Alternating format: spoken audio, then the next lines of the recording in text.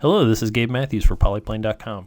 Today we're going to be talking about why and when you should use pre-existing models. I had someone a while back ask me why in the world I would tell people that are just starting out to use 3D models that already exist in their project. Firstly, I'd like to go over what constitutes an existing model. In my eyes, existing models include any models that are previously generated by yourself or another resource. They can be in any 3D model format and downloadable from a website or a local server. Now that we've got that out of the way, let's talk about the benefits and the drawbacks of using existing models. And I'd like to actually start with the drawbacks first before I get into the benefits. Now, it's true, the person who made this argument made some good points, and I'd like to go over a couple of those and add in one of my own. The one of my own being, it's really hard to control the accuracy when you're not the one making the model. Tolerances can be all over the place, and the scale is never the same from one model to the next. So you have to do some finessing of whatever you're downloading or reusing so that it maps back to what you're using, unless you've made the model yourself and you know the scale, and then you can just adjust it appropriately. Another good point that was made, textures are usually in need of assistance. They need to be remapped so that they align with the model in the way they were meant to be used. And more often than not, the model is broken into mislabeled groups and require a little bit of rejoining of the meshes in order for them to be usable. This oftentimes isn't the case. Like a lot of times you'll have the mesh and it'll be grouped in a particular way that just works out great, but then maybe the scale's off. So there's a little bit of give and take that way. Let's talk about some of the benefits. First and foremost, the time savings is immense when you're using pre-existing geometry. Once a model's built, it's good for use over and over in multiple applications. It's silly to build something only once and not use it for, multiple things. Like I have a whole hardware set of nothing but screws and bolts and little bits of hardware that it would take me hours to remodel some of that stuff. So why not just copy it and paste it from another document? You can see the benefits right away from that. Secondly, it's nice to have some reference in your model. When you're especially when you're first starting out, to actually have a 3D model to work against is a great tool. Just have the model off to the side and then model next to that. I mean, artists draw from reference, sculptors sculpt from reference. Why wouldn't modelers model from reference? And if that model is in the same 3D space as what they're trying to accomplish, more power to them. And free models are awesome. Sometimes when fleshing out an environment, I'll hop on SketchUp Warehouse and search for furniture just using my scene versus spending all those hours again building out all the little things. And this just further touches back on the time savings. I'd also like to talk about where you can get some pre-existing models. Models exist all over the place on the web, and they're both for sale and for free. Two of the sites that are actually great for purchasing models is actually turbosquid.com and evermotion.org.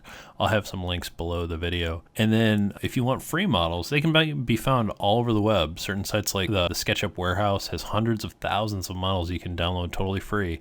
The only drawback is in a lot of situations you get what you pay for. So be a little particular when you're deciding of what version of that phone or vehicle you want to download, because oftentimes it'll just be sort of like a straight up extrusion of the profile and looks really great from the side view, but then you orbit around it and the thing's just kind of drawn back out in space and doesn't actually have any surface information. And if you're going to be modeling something that has a lot of hardware like screws and bolts and that sort of thing, I highly recommend checking out McMaster Carr.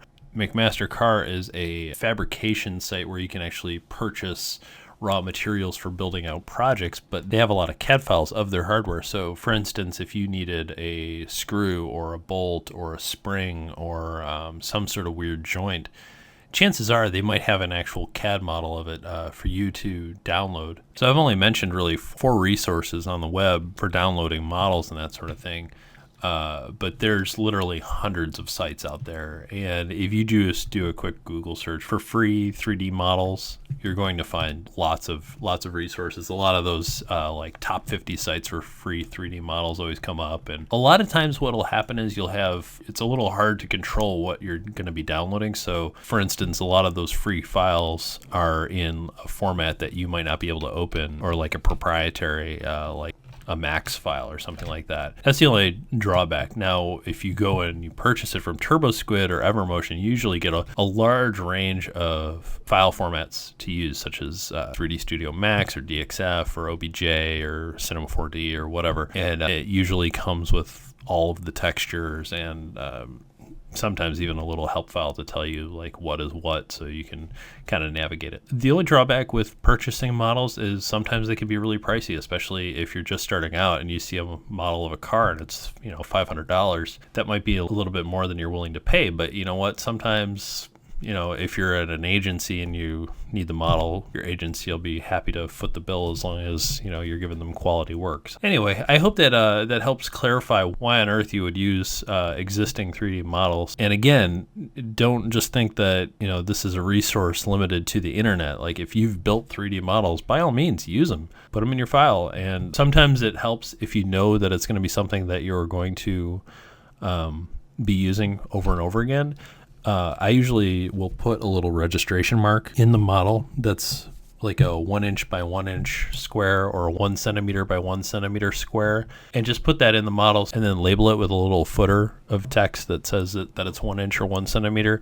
That way, when you copy the file over into another document, you'll have a little note of how big that piece should be versus the scale of the model that you're bringing it in. A lot of times I'll bring in hardware into another file, and the hardware will just be absolutely massive, and that's because I'm working in millimeters versus inches, so it comes in at a strange scale, so I have to adjust everything. Anyway, I hope that kind of clears everything up and answers a few questions about existing models. Scout around and see what kind of models you can find and what you can use and put them in your projects. I'd love to see it. You can check us out on Facebook at facebook.com/polyplane or on Twitter at twitter.com/polyplane. I still haven't fixed this comment box issue that we're having, so I apologize if you're trying to comment. And so if you know anything about HTML, shoot me a line. I'd love to hear some ideas of why the comments aren't working. Anyway, have a great week, guys, and I'll talk to you later.